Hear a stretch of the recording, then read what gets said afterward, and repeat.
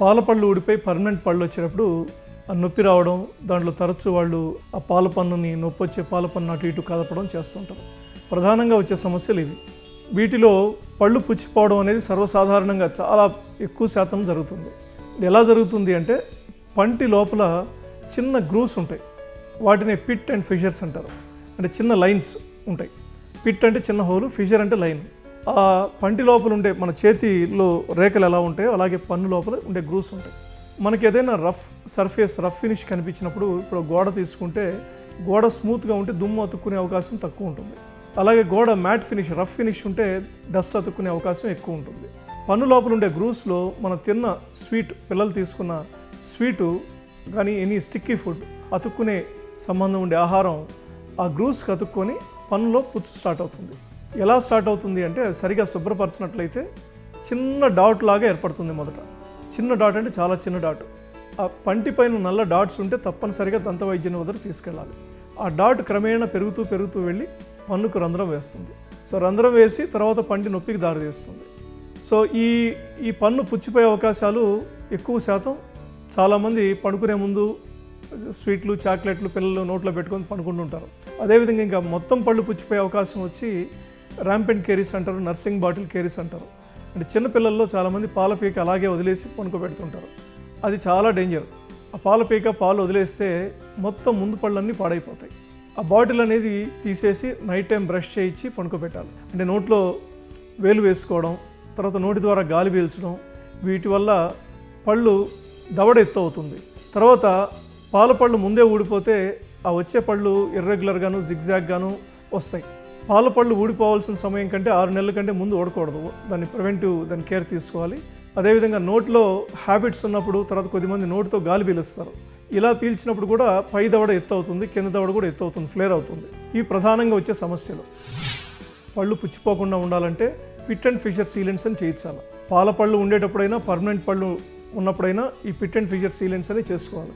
అంటే పళ్ళు పుచ్చిపోయే అవకాశం పంటి లోపల ఉండే గ్రూవ్స్లో స్వీట్ కానీ, స్టిక్కీ ఫుడ్ కానీ, చాక్లెట్స్ కానీ విరుక్కొని పన్ను పుచ్చిపోవడం స్టార్ట్ అవుతుందని. ఈ గ్రూవ్స్ని కానీ, హోల్స్ని కానీ, పంటి లోపల ఉండే పిట్ని కానీ, ఫిషర్ లైన్స్ని కానీ స్మూత్ చేసే మెటీరియల్ ఒకటి అవైలబుల్ ఉంది. దాన్నే పిట్ అండ్ ఫిషర్ సీలెంట్ అంటారు. సీలెంట్ అంటే స్మూత్ చేస్తుంది. ఇంకా స్వీట్ తిన్నా, చాక్లెట్ తిన్నా ఆ సర్ఫేస్కి అతుక్కోదు. పళ్ళు పుచ్చిపోయే అవకాశం ఒక 95% తగ్గిపోతుంది. ఈ పిట్ అండ్ ఫిషర్ సీలెంట్స్ చేసుకుంటే చిన్నపిల్లలైనా కానీ, పెద్ద పిల్లలైనా కానీ, మొత్తం పాల పళ్ళు ఊడిపోయి పర్మనెంట్ పళ్ళు వచ్చిన వాళ్ళు కూడా ఈ పిట్ అండ్ ఫిషర్ సీలెంట్స్ చేసుకుంటే పళ్ళు పుచ్చిపోయే అవకాశం పూర్తిగా తగ్గిపోతుంది. సెకండ్, రాత్రిపూట పడుకునే ముందు స్టిక్కీ ఫుడ్ కానీ, చాక్లెట్స్ కానీ ఏమి ఇవ్వకూడదు. ఈ స్వీట్ తిన్నా కానీ ఈవినింగ్ 5 లోపల తినడం.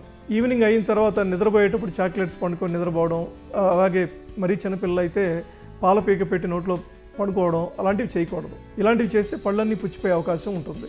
అదేవిధంగా తప్పనిసరిగా రాత్రి పడుకునే ముందు బ్రష్ చేయించాలి పిల్లలకి. సో ఇంకా ఏమైనా డికే ఉన్నట్లయితే ఇనిషియల్ స్టేజ్లోనే, ఆ బ్లాక్ స్పాట్స్ ఉన్నట్లయితే ఇనిషియల్ స్టేజ్లోనే వచ్చి ఫిల్లింగ్స్ చేసుకోవాలి. ఫిల్లింగ్ లేకుండా వచ్చి పిట్ అండ్ ఫిషర్ సీలెంట్స్ చేసుకుంటే పళ్ళు పుచ్చిపోవు. మాకు పంటి నొప్పి రాకూడదు, పిల్లలకి పళ్ళు పాడైపోకూడదు, లాంగ్ లైఫ్ ఉండాలి అంటే మీరు 2 పనులు చేయాలి.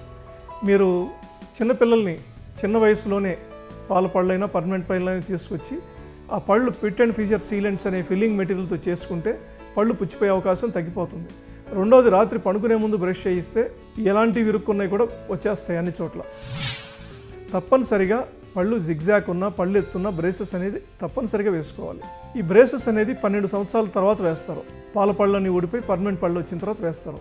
కొన్ని సందర్భాల్లో పై పళ్ళు బాగా ఎత్తున్న కేసెస్లో పైన 2 పళ్ళు లేదా కింద దవడ కూడా బాగా ఎత్తుంటే కింద 2 పళ్ళు తీసేసి చేయమంటారు. అంటే చాలామంది పళ్ళు తీసేస్తే సెట్ కదులుతుందని రకరకాల అపోహలతోటి ఆ ట్రీట్మెంట్ చేసుకోరు. అది తప్పది.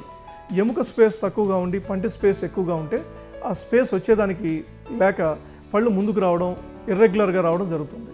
అలాంటి సందర్భాల్లో ముందు నవిలేదానికి ఉపయోగపడేవి వెనక దంతాలు, వాటిని ముట్టుకోరు.